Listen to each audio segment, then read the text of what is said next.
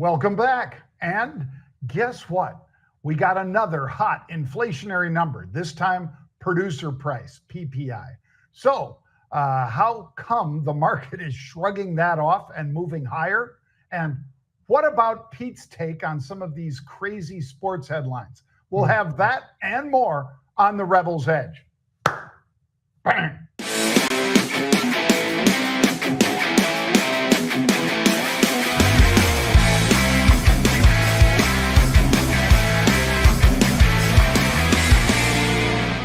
All right, here we go. We got it, man.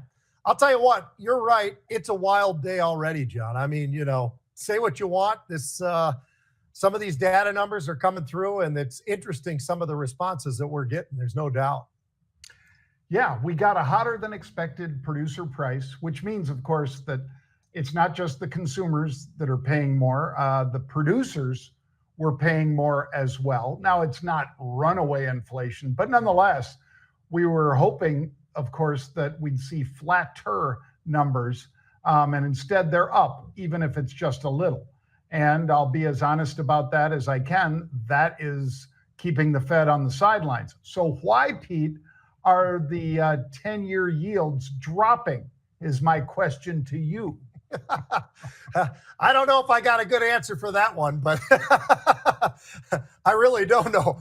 But I will say this, John, are we jumping into macro minute right now? Sure. Let's do it. Let's do it. I'll say January, month over month, increase of 0.4% for PPI, producer price, slightly above expectations. Core was up 0.3, so both of them up, whether you take out volatile food and energy and all that stuff.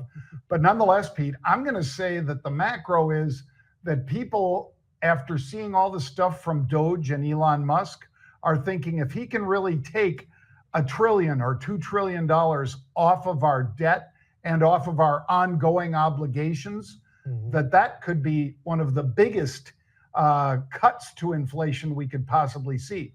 I'm saying it's optimism over those discoveries and subsequent cuts by Elon Musk, Pete. I'm going in the same direction, but I'm not going towards Musk on this one because we've got CPI, that was hot. We got PPI, that was hot. You know what else is really hot? Earnings.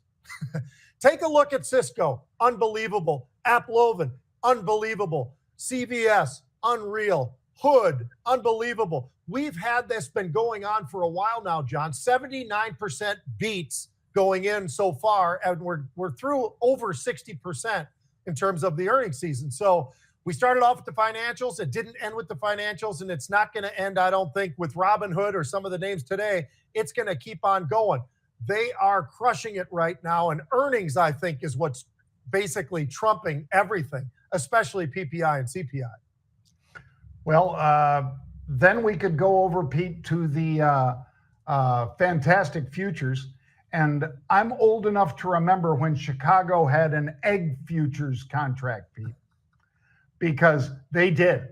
And these days, I bet traders wish they had an active egg contract because eggs are up huge. I think anybody who's buying them, including, of course, your guys at the Waffle House, Pete, they're up 15%. That's a 10-year record. And that is 2/3 of the monthly grocery inflation, Pete. So if you take out those eggs, bird flu and people stealing eggs and problems like that, if you take out that 15% jump from eggs, like I said, that's 2/3, 66% of the inflation we would have been down on the grocery side of inflation, Pete. Yeah, no doubt about that, John. I think you brought this up a little bit ago. You talked about the 10-year. How about the fact that yesterday it did pop up? It did. It got up to 465. Made everybody a little bit nervous. You know where it is today? It's back down. It's 455. So we're looking at something that's moving around in a fairly volatile sort of a range, but it's within a specific, just like it is with the Dow, the S&P, and the NASDAQ, where they're moving around each and every day. And they're up 1 minute and they're down the next, but they're not really moving in a huge way. As a matter of fact, you look at something like the 10-year, John, you're looking at what? Like a 4.35 maybe to 4.65, 4.85, something like that over the last 6 weeks or something. So I look at that, and then I looked at the volatility index, which really stood out because volatility did pop yesterday real early after CPI and that hot run number. We hit 17. You know where we are now? We're in the 15s. We're in the middle 15s to lower 15s. So volatility stood up there, John, for all of a minute and then pulled right back again. Well, let's dive into one of the stocks you mentioned already, Pete, AppLovin. AppLovin APP traded all the way up to a new all-time high today, Pete, 525 and 4 cents. 525. This stock is up over, or was up at that time, up over 400% since September. And today, even though it's off the highs, it's now at 468, Pete, 469, let's say. That's up 23% on the day. How do you do that with a company that is, a big $157 billion company? How do you see a 30% jump? Well, one of the ways you do it, Pete, is you sell off a huge portfolio of apps because that's what they're doing for nearly $1 billion. Yep. So that was one part of it. But also, let's be honest, John, they absolutely destroyed the earnings. They're looking for $1.25. They put up 173. I mean, that's a pretty nice number. They beat on the revenues as well. The adjusted EBITDA, that was a huge beat as well. The forecast was a little bit, it was better, but it was very close to being in line. But analysts were absolutely clamoring to start raising some of those price targets, John. And when they start doing that, everybody sort of starts running to the upside. In 1 year, stock is up 987%. I would say that this thing is one of those just absolute unicorns right now, the way it's been moving and continues to move. To your point, we were up 31, 34%, depending on when you were looking at this name. They crushed it. And as we were talking about, when you do that well on your earnings, you've been around for a little while, and you actually do have earnings, I would say this is about as impressive a number as I've seen. Well, and Pete, one thing that I will throw out to all the audience is also, we've seen this before when stocks make massive moves like this, even GameStop. What do? Well, they might issue more shares because why not? In this case, I don't think we're going to see that. But what I do think, Pete, is they're going to use their capital, that is the shares, and how much those shares are worth at $468 a share or $500 a share, and start buying other companies. So today it's a little bit of the story of their earnings and them selling off a piece. I think, Pete, you're going to see in the future them buying things because, when your stock's up fourfold this quickly, why wouldn't you say, you know what, let's diversify a little bit. Let's grab a little bit of this and a little bit of that, because it would have cost us 4 times as much. And now we can use 1/4 of that and maybe load up on some competitors or whatever. Right. All right. Yep. Pete, let's talk about Aurora Innovation. Now, you've heard Pete and I talk, folks, about Lyft doing the deal with Mobileye, and that's going to be for autonomous robo taxis, if you will, Lyft vehicles. Waymo is already out there, and they're doing some things in San Francisco. They're going to be moving to Austin. Obviously, Elon's going to be doing things in Austin. This company, Aurora Innovation, does trucks, automation of trucks, and they're in a partnership with DHL, Pete. They're doing things with FedEx, with Werner, with Schneider, and with JB Hunt.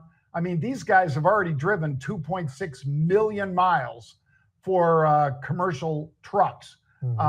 This one today is up strong, and I think people are realizing that it won't just be cars, it'll be trucks, and these guys are at the forefront of that. Yeah, driverless trucks, John, commercial launch, everything you were just talking about. April is when they're launching some of this. The safety is already it was 97%. Now it's up to 99%. And some of those partnerships you mentioned, I think, are pretty interesting. DHL, I think I'd throw in Volvo. But how about even the partnerships with NVIDIA, with Continental? They really have grabbed just about everybody, and they're putting this in. This is an amazing company, what they've been able to do. And I'll tell you, John, when I look at an up 27%, it's a little bit over $8, $8.40, I think is where it got to the highs. They've got some shorts, 5 to 7%, little bit of a squeeze there. These guys got an incredible balance sheet on top of everything else. So Aurora is a name that I think people should keep their eye on. We have had some option activity in this name not too terribly long ago, but I'll tell you what, we're just, oh, there it is right there. We just keep on looking. And this has been an incredible run that we're seeing out of Aurora for all the right reasons. They're doing it the right way, John. Yeah, I mean, it hit a high of 873 today, folks. So when you see that Pete just mentioned, the unusual activity, that was 2 days ago. So people were betting 2 days ago that these guys would have big numbers. There it is again. There it is. It's now 50 cents higher than that price that you see on the screen, 821. It's now over 870. And once again, if you want trades like that, go to marketrebellion.com/get started. But wait, there's more because there really is, Pete. Robinhood. Yeah. So let's say that you said, oh, Aurora Innovation, that's great, but I didn't really trade that name very much before, but a lot of you have heard of and traded Robinhood. Well, Robinhood shares surging today, and they had unusual option activity. So there's that big pop out of Robinhood, sent it to almost 65 bucks a share. Well, crypto, yep, Jared's right. The headline, crypto's back.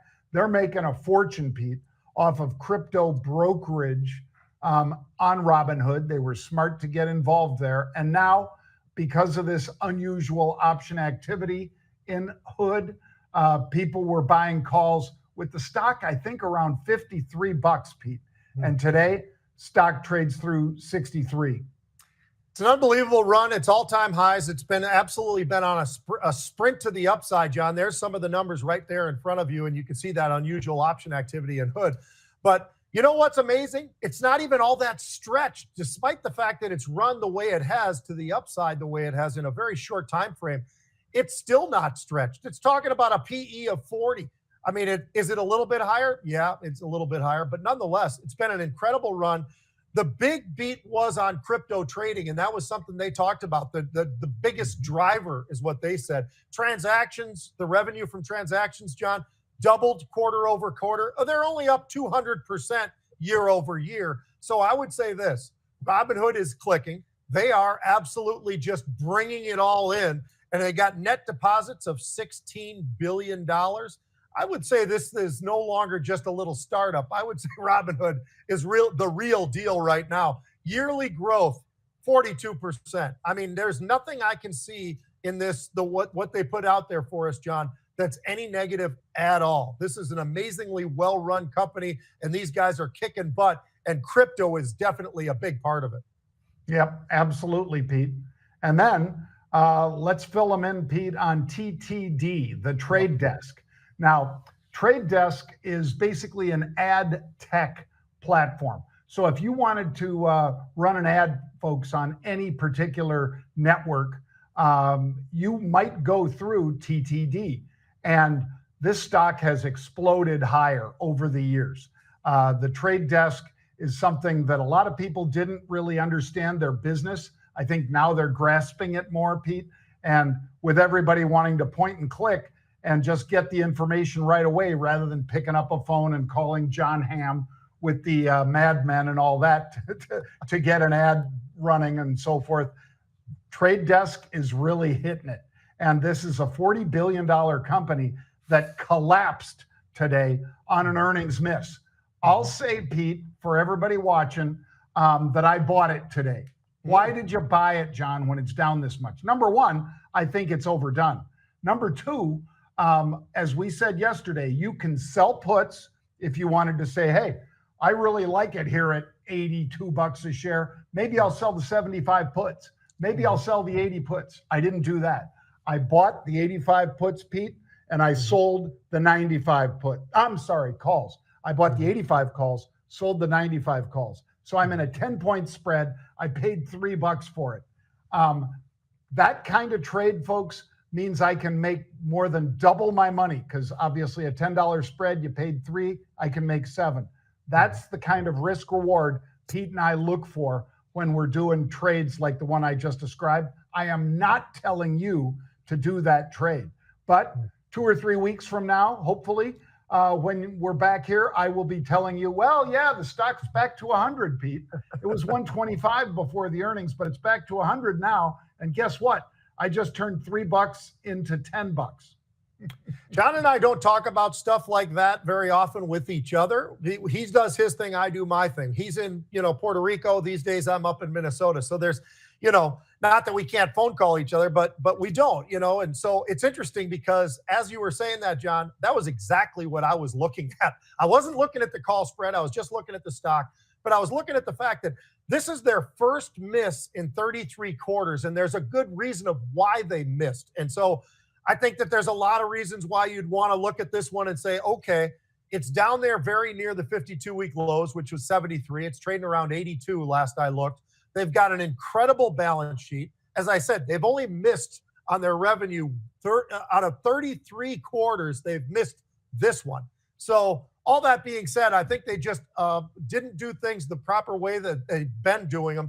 And by the way, they've decided to buy $1 billion worth of their stock back as well. So I think that they are sitting in the driver's seat still, John. I think this has been oversold, and I think there is an opportunity in this one. So I would have said that coming into today either way. But now that you said you've got some options in there, I might be looking at that myself because I really was looking at this one saying, you know what? This is just one quarter, and I think it's getting overly hit today. So for that reason, I really like it a lot down here. Yeah, and folks, my two favorite things to do are when we see unusual activity to follow that. And if I see something like Super Microcomputer, SMCI, sold all the way down to $17 from 100. Hindenburg might be right, but they're not going out of business. And now take a look where that stock is. That's why I did the trades that I did, because I wanted to put my money where my mouth is. And I also wanted to take less risk. I don't necessarily want to buy, I trade between 50 and 100 contracts at a time, Pete. So as you know, that means 5,000 to 10,000 shares. 10,000 shares of this stock would be $800,000. Yeah. Well, I don't want to spend $800,000 and lock up that much, but I can I can buy 100 lot of call spreads and spend 30 grand and control 100,000. So anyway, not so bad. Let's go to sport. No, yeah, sports. I don't have a video for you, Pete, today, but let's go to what you've got with the NBA. All right, so I wanted to start with the NBA. I know we don't talk about them very often with the big, beautiful light on them, but I will say this. The Oklahoma Thunder are pretty much dominating this year. I mean, almost Chicago-type domination this year, John, the way they've been able to play. And here's what I mean by that. So they are leading right now in their division 8.5 games. They have a 25-3 home record right now. That's not so bad. I mean, let's just think about this. In this era that we've got now where people are sitting out and all the rest of this stuff, you've got that kid, Shai Alexander. He is leading the NBA in what he's doing with points. 32.6 points a game, John. Then you've got Chet Holmgren, local kid. I played basketball with his dad back in high school, and this kid went from St. Paul. He went all the way out there to Gonzaga. He gets drafted down there by Oklahoma. He loves it. He's got 8 rebounds. He's got 15 points a game. I mean, he's just very consistent. He's skinny, I know that, but the guy is an unbelievable power forward who can dribble the ball and shoot threes as good as almost anybody. They got a great center down there as well, John, who's rebounding like an absolute freak show, Hartenstein. But the important part about what they're doing is they're not turning over the ball. As a matter of fact, they're number 1 in the league in not turning the ball over. They're also number 1 in the league in forced turnovers. So when you've got that kind of a thing going, you're winning on both ends. And this group is really outplaying everybody else. Cleveland's having a great year. We should mention that as well. Great year. But I'll tell you what, right now, the Oklahoma Thunder are absolutely dominating everything. And it should be, they're one of those names where I think they're worth watching for anybody, even if you're not an NBA fan. I think you got to watch when these guys are on TV because they really are out on a mission to win this whole thing. And this is just the start of it because all the names that I just mentioned, they're all really young. These guys are very, very young. So they might be around for quite a few years on the run that they've got right now. Yeah, OKC, Pete. I remember last year they basically made a 25-year commitment to staying there. Yep. In Oklahoma City, and the fans love them. Obviously, they've had an interesting past. I'll say that because one of the owners, Aubrey McClendon, I think, something like that, Pete, was one of the owners. He had some issues, and he's no longer with us.